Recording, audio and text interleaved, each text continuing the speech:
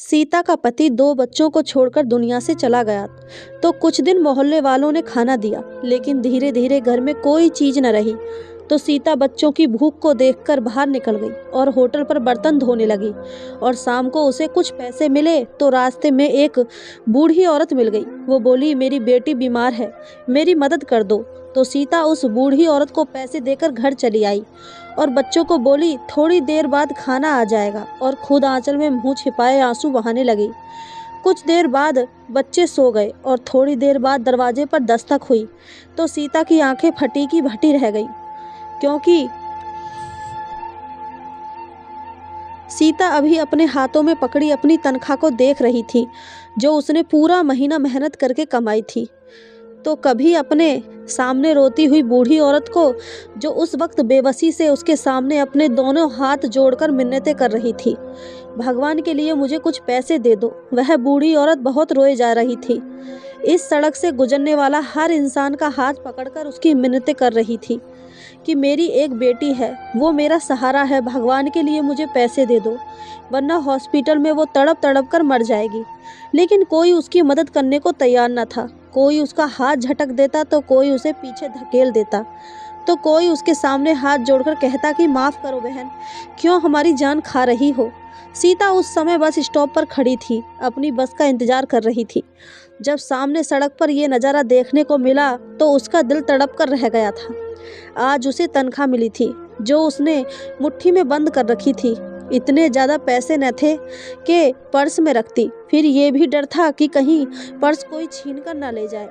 उस औरत की बातें सुनकर, उसके आंसू देखकर, इस बुढ़ापे में उसके कपकपाते जुड़े हाथ देखकर सीता का दिल पिघल कर रह गया था। उसकी आंखें भीग चुकी थी, क्योंकि वह जानती थी कि वह बूढ़ी औरत किस दर्द से गुजर रही है। उसका पति भी बीमारी की हालत में उसे छोड़कर गया था। वो भी यूं ही रोती थी और लोगों की मिन्नतें करती थी कि कोई उसके पति के इलाज के लिए पैसे दे दे, और उसे यूं ही धुतकार दिया जाता था। अचानक ही सीता को लगा जैसे उस बूढ़ी की जगह वो खड़ी गिड़गिड़ा रही है, रो रो कर लोगों की विनती कर रही है कि मेरी मदद करो। उसने 2 कदम आगे बढ़ाए थे ताकि चुपके से उस बूढ़ी औरत के हाथ में अपनी सारी तनख्वाह रख दे। हो सकता था कि उसकी बेटी बच जाती, लेकिन 3 कदम पर उसके पैर जम गए। अंदर से किसी ने उसे झंझोड़ा था। अपने बच्चे घर में रोते बिलखते नजर आए, जिन्होंने पूरा महीना बड़ी मुश्किल से सूखी रोटी खाकर गुजारा किया था। वह सोच रही थी कि घर जाते ही सबसे पहले राशन लेगी और घर में बच्चों को अच्छा खाना खिलाएगी। वह खुद भी भूखमरी की जिंदगी गुजार रही थी, इसलिए बच्चों को रोते चेहरे उसकी बेड़ियां बन रहे थे। दिल जोर से धड़क रहा था। बहुत बेचैनी थी कि या तो उस बूढ़ी की कोई मदद कर दे या फिर उसकी बस जल्दी से स्टॉप पर पहुंचे और वो बैठ जाए। जो दिल दहला देने वाला दृश्य वो देख रही थी, वो चाहती थी कि वह सब उसकी आंखों से गायब हो जाए। दिल में बेचैनी बढ़ी थी। वह बूढ़ी औरत घुटनों के बल बैठकर तेज तेज रो रही थी और आसमान की तरफ देख रही थी कि इस दुनिया में तेरा कोई ऐसा भक्त नहीं जो मेरी मदद कर दे। तेरी दुनिया एहसास से, हमदर्दी से बिल्कुल खाली है। अगर मैं खाली हाथ हॉस्पिटल गई तो मेरी बेटी बेबसी से मुझे देखकर कहने लगेगी कि वह जीना नहीं चाहती है। उसकी जिंदगी कुछ पैसों की मोहताज है। मैं उसे मरते हुए नहीं देखना चाहती। भगवान मेरी परीक्षा मत ले, मैं ये नहीं देख सकती। सीता को लगा जैसे उसका दिल फट जाएगा। वो फौरन बूढ़ी औरत की तरफ कदम बढ़ाने लगी। अब उसे किसी भी चीज़ का ख्याल नहीं था। उसे ख्याल था तो बस ये था कि उसकी बच्ची को बचाए। वह फौरन रोड क्रॉस करके बूढ़ी औरत के पास पहुंची, अपनी तनख्वाह उसके हाथ में रख दी। उस औरत ने एक नज़र सीता की तरफ देखा और दूसरी तरफ हाथ में पकड़े हजारों के कई नोट देखकर उस बूढ़ी ने तो शुक्र भरी निगाह से सीता की तरफ देखा, उसके सर पर हाथ रखा और कहने लगी, भगवान तुम्हारी सारी परेशानियों और मुश्किलों को दूर कर दे। बेटा, तूने रोती हुई माँ के आंसुओं को पूछा है, देखना भगवान तुम्हारे दिन कैसे बदल देगा। और रोती हुई सीता को दुआएं दे रही थी। सीता वहां से पलट गई, साथ ही उसकी बस भी आ चुकी थी। वह खामोशी से जाकर बस के अंदर बैठ गई। अब वो ये सोच रही थी कि घर जाकर बच्चों को क्या जवाब देगी, जो कई दिन से इसी उम्मीद पर थे कि माँ को तनख्वाह मिलेगी तो पेट भरकर खाना खाएंगे, और जब माँ का खाली हाथ देखेंगे तो क्या जवाब दूंगी कि उन्हें किस तरह से बहलाऊंगी। कि 1 महीना और सब्र कर लो। फिर ये सोचने लगी कि इस महीने वो कैसे गुजारा करेंगे। पैसों की शक्ल तो फिर पूरे 1 महीने बाद उसे देखने को मिलेगी। अब तो मोहल्ले का दुकानदार भी उसे राशन देने से साफ इनकार कर रहा था। कह रहा था कि पहले मुझे पिछले पैसे दो, फिर बात करना। सीता की आंखों से आंसू झलकने लगे थे। उसे सब कुछ याद आने लगा कि जब उसका पति पैसे कमाता था तो उसके घर में किसी चीज़ की कोई कमी न थी। बच्चे अच्छे स्कूलों में पढ़ते थे, वो बहुत अमीर न थे तो गरीबी भी न थी। अच्छा खासा खाते पीते थे। उसके 2 बच्चे थे, दोनों बेटे थे और वो भी जुड़वा। दोनों की उम्र 8 साल थी। लेकिन पति की बीमारी में तो उसने घर की हर कीमती चीज़ बेच दी थी। बस एक सर छुपाने के लिए घर बचा था। वह अपने गहने, घर का कीमती सामान सब कुछ बेचकर अपने पति पर लगा चुकी थी। जब पैसे खत्म होने के बावजूद भी पति ठीक न हुआ तो उसने लोगों की विनती करना शुरू कर दिया। लेकिन उस वक्त उसे अपनों का असली रूप नजर आया था। सबने पैसे देने से इनकार कर दिया था। सबके घरों में जाकर मिन्नतें कर चुकी थी। बार बार कहती कि मेरी मदद कर दो, लेकिन किसी ने भी उसकी मदद नहीं की। पति की मृत्यु के बाद कुछ दिन तो मोहल्ले वालों ने उसकी मदद की थी।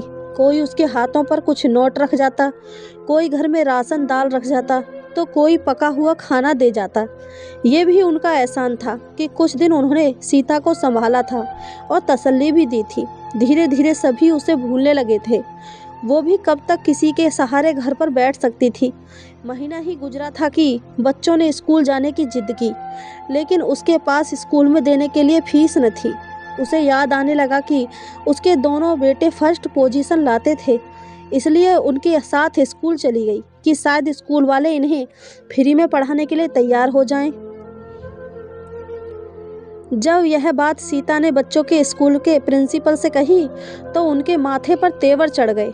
कहने लगी, हमने अनाथालय नहीं खोल रखा है जो बच्चों को फ्री में शिक्षा दिलवाएंगे।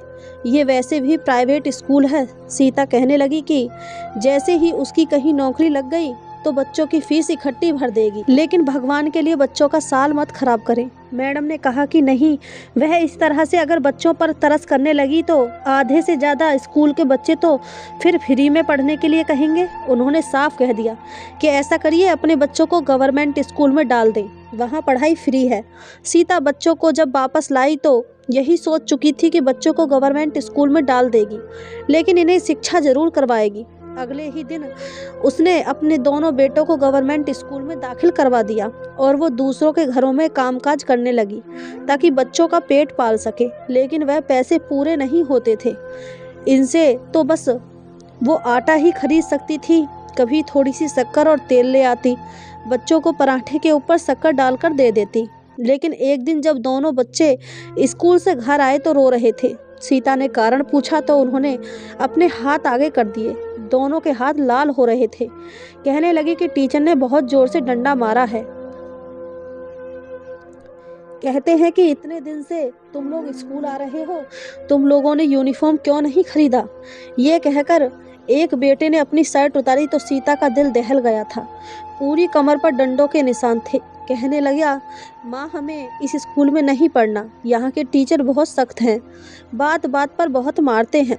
सीता ने जब जाकर ये बात वहाँ की प्रिंसिपल से कही तो वो कहने लगी कि आपको सोचना चाहिए, अब ऐसी भी क्या गरीबी है कि आप यूनिफॉर्म भी बच्चों को नहीं दिला सकती। सीता ने कहा कि उसके वाकई हालत बहुत ख़राब है, जैसे ही पैसे जमा होंगे वह यूनिफॉर्म ले लेगी। लेकिन मैडम ना मानी और कहने लगी कि इन बच्चों को वापस ले जाओ, जब यूनिफॉर्म होगा तो फिर ले आना। सीता फूट फूट कर रोने लगी। ऐसा समय तो कभी उस पर नहीं आया था। हमेशा उसने बच्चों की फीस समय पर दी थी। उसके बच्चे तो पढ़ाई में भी अच्छे थे। जब से स्कूल में आए थे एक बार भी उन्होंने टेस्ट गलत नहीं दिए थे। सीता मैडम के सामने आखिरी बार कोशिश करते हुए उनके पास बैठ गई और फिर हाथ जोड़कर विनती करते हुए कहने लगी, मैडम मैं एक औरत हूँ और मेरे यहाँ यही 2 जुड़वा बच्चे हैं। मैं अपने पति की मौत के बाद पहली बार घर से निकली हूँ और नौकरी ढूंढ रही हूँ ताकि अपने बच्चों का खर्च उठा सकूं, इनका पेट पाल सकूं। मेरी नौकरी शुरू हुए कुछ ही समय हुआ है। मेरी तनख्वाह इतनी नहीं है कि मैं अपने बच्चों की यूनिफॉर्म खरीद सकूं।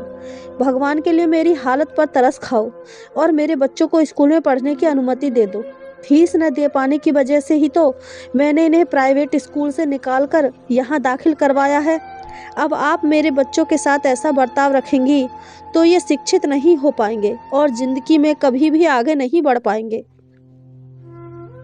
सारी बात सुनने के बाद प्रिंसिपल मैडम एक अजीब सी नज़र सीता पर डालकर कहने लगी कि देखो, मैं यहाँ पर तुम्हारी परेशानियाँ सुनने के लिए नहीं बैठी। हमारे भी कुछ कानून हैं जिनको हमें अपनाना होता है। तुम अपने बच्चों को अपने साथ घर ले जाओ, जब पैसे हों, यूनिफॉर्म बन जाए तो दाखिल करवा देना। जब मैंने उनकी बात सुनी तो अपने दोनों बच्चों को सीने से लगाया और उदासी भरी नज़र प्रिंसिपल पर डालती हुई स्कूल से बाहर निकल आई। बच्चे भी बहुत परेशान थे, माँ से सवाल कर रहे थे कि अब हम क्या कभी नहीं पढ़ेंगे? क्या आप हमारा एडमिशन किसी और स्कूल में करवाएंगी? क्या होता माँ जो हमारे पास पैसे होते और हम भी नया यूनिफॉर्म पहन कर जाते। पहले ही पढ़ाई में इतना लॉस हो गया और अब और न जाने कब हमारी यूनिफॉर्म बनेगी। बच्चों की बातें सुन सुनकर सीता की हालत ज़्यादा खराब होती जा रही थी। वह घर आई और बच्चों को तसल्ली देते हुए कहने लगी कि तुम लोग चिंता मत करो, मैं कोई और काम ढूंढती हूँ ताकि ज़्यादा पैसे कमा सकूं और तुम लोगों की यूनिफॉर्म भी आ जाए। अगले दिन सीता और घरों में जाने लगी और काम मांगने लगी, मगर किसी ने भी उसे न रखा था और न ही किसी को नौकरानी की ज़रूरत थी। सीता जब सारा दिन भटकने के बाद वापस घर लौटी तो बच्चे पूरी उम्मीद से माँ को देखने लगे, मगर वह खाली हाथ ही लौटी थी। कई दिन तक वो नौकरी ढूंढती रही और आखिर वो एक दिन अपने मोहल्ले से निकलकर शहर की तरफ चली आई। उसे एक होटल नज़र आया था जहाँ पर 12-13 साल का लड़का बर्तन मांज रहा था।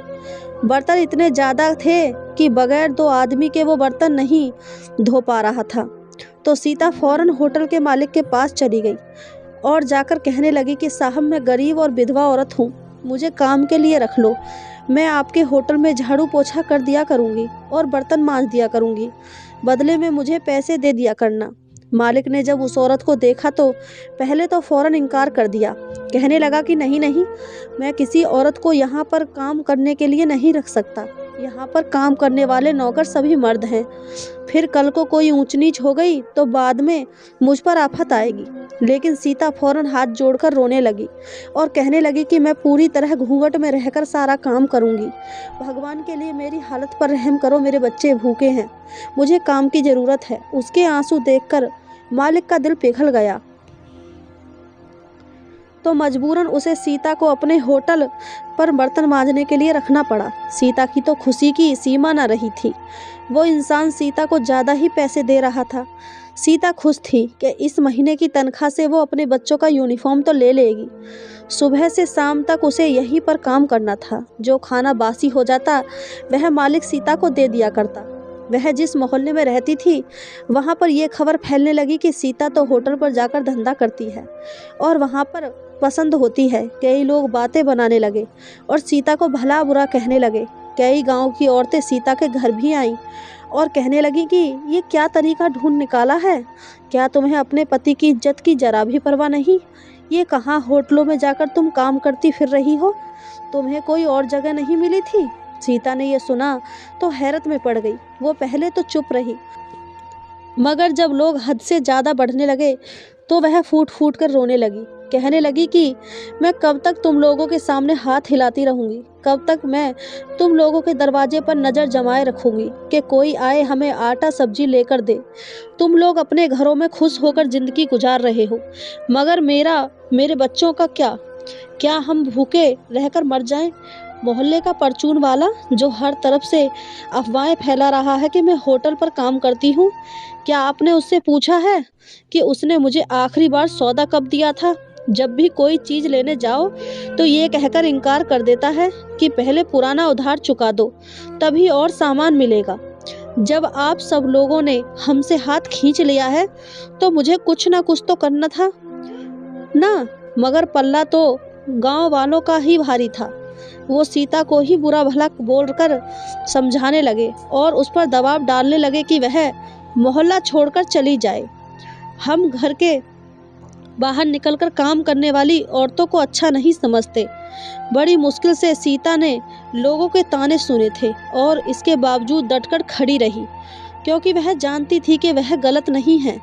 जो वो कर रही है वो अपने बेटों का पेट पालने के लिए कर रही है। लोगों का क्या है, आज सीता के पीछे पड़े हैं, कल किसी और के पीछे पड़ जाएंगे। घर में राशन न होने के बराबर था। सिर्फ इतना ही आटा बचा था कि अगर वो दिन में एक वक्त खाना खाते हैं तो ये मुश्किल से एक हफ्ते तक आटा इस्तेमाल हो सकता था। सीता को फिक्र सताने लगी थी। कुछ दिन तक तो वो होटल से खाना लाती रही, मगर अब उसके लिए बासी खाना बचता ही न था, क्योंकि होटल में काम करने वाले बाकी नौकरों में से कोई न कोई वह खाना ले जाया करता और उसकी बारी न आती। मजबूरन बच्चों को भूखा रखने की नौबत आ गई। वो 2 दिन में एक समय का खाना खा सकते थे और बाकी सारा दिन पानी पीकर गुजारा करते। जबकि माँ घर आती तो बच्चे उसके हाथों की तरफ देखते हैं कि शायद वह इस बार होटल से कुछ ले आई, मगर उसके हाथ खाली होते। सीता अपने बच्चों को बहलाने लगी और कहने लगी कि बेटा, जैसे ही तनख्वाह मिलेगी मैं तुम लोगों के लिए मज़े के पकवान बनाऊंगी, तुम लोग पेट भरकर खाना खाना। तो बच्चे ख्याली पुलाव सुन सुनकर खुश होते रहते और उस वक्त का इंतजार करते रहते। हर रात यही सोचते कि आज माँ को तनख्वाह मिले। तनख्वाह मिलने में कितने दिन बाकी रह गए हैं। वक्त था कि गुजरने का नाम ही नहीं ले रहा था। सारा दिन होटल पर काम करके सीता थककर चूर हो जाया करती थी। उसे इंतजार था तो सिर्फ तनख्वाह का। जैसे ही वो 1 महीना गुजरा और सीता की तनख्वाह उसके हाथ पर आई थी, मालिक ने जब उसे तनख्वाह दी तो खुशी से उसकी आंखों से आंसू आने लगे। वह मुस्कुराकर इन पैसों को देखने लगी। इन पैसों का इंतजार तो उसे न जाने कितने हफ्तों से था। 1 घंटा उसे 1 साल के बराबर लग रहा था। वह खुशी से होटल के मालिक को धन्यवाद करने लगी और दिल ही दिल में सोचने लगी कि इन पैसों से वह सबसे पहले राशन खरीदेगी और आज अच्छा सा खाना बनाकर अपने बच्चों को खिलाएगी। कितने दिनों से वह पेट भरकर खाना नहीं खा रहे थे और बाकी पैसे बचाकर उनसे बच्चों के लिए यूनिफॉर्म लेगी ताकि वह स्कूल में जा सके। उसके बच्चों के जूते कपड़े सभी तो खराब हो चुके थे। पति के इलाज ने तो घर में कुछ भी न छोड़ा था। उसने अपने दहेज का सामान भी सेकंड हैंड कहकर बेच दिया था ताकि जो पैसे आए उससे घर का खर्च चल सके। उस दिन होटल का काम खत्म करके सीता घर जाने के लिए निकली तो रोजाना बस वक्त पर आ जाया करती थी और आज भी वो अपनी सारी तनख्वाह एक बूढ़ी औरत को देकर घर की तरफ वापस आ रही थी। बस एक झटके से रुकी तो सीता की आंखें खुल गईं और आंखों से आंसू निकलकर गाल पर गिरे हुए थे, जिन्हें उसने फौरन साफ कर लिया। उसका बस स्टॉप आ चुका था, जहां से आगे 10 मिनट पैदल चलकर उसको घर पहुंचना था। उसके कदम तो भारी हो चुके थे। समझ नहीं आ रहा था कि घर जाकर बच्चों को कैसे दिलासा देगी। हाथ में तो 1 रुपया भी न था। अगर बच्चे पूछेंगे तो वह कैसे उन्हें समझाएगी कि क्यों वो पैसे किसी बूढ़ी औरत को दे आई है। वह सफ़र जो वह तेज तेज कदम उठाकर 7-8 मिनट में तय कर लेती थी, आज 20 मिनट लगा चुकी थी और फिर घर के दरवाजे के बाहर पहुंचकर एक गहरी सांस ली और अपने भगवान से कहने लगी कि मेरी मदद करना, मुझे इतनी हिम्मत देना कि मैं अपने बच्चों के सामने जा सकूं। सीता ने अपने आंसू साफ किए और घर में दाखिल हो गई। दरवाज़ा खुलने की आवाज़ बच्चों ने सुनी तो दौड़कर बाहर आए। उनकी नज़रें पहले माँ के चेहरे पर और फिर माँ के हाथों की तरफ थी। उन्हें तो पता था कि आज माँ को तनख्वाह मिलेगी और सीता भी सुबह उन्हें कहकर गई थी कि वह उनके लिए बहुत सी चीज़ें लेकर आएगी। आज वो भी पेट भरकर खाना खाएंगे। बच्चों ने माँ का हुलिया देखा तो सवाल करने लगे कि माँ, क्या आज भी आपको तनख्वाह नहीं मिली? आप राशन नहीं लाई? ये बातें सुनकर सीता फौरन मुस्कुराई और कहने लगी कि नहीं नहीं बेटा, मैंने कह दिया है, थोड़ी देर तक सारा खाना आ जाएगा और तुम लोग बैठो, बताओ आज सारा दिन क्या किया। इस तरह सीता अपने बच्चों को बातों में उलझा चुकी थी। बेटों के होठ सूख चुके थे, कमजोरी से चेहरे पीले पड़ चुके थे, मगर इसके बावजूद खाना खाने के इंतजार में तो जैसे उन्हें एक नई ताकत मिल रही थी। वह माँ को अपने सारे दिन का हाल बताने लगे। काफ़ी देर हो चुकी थी मगर अभी तक खाना नहीं आया था।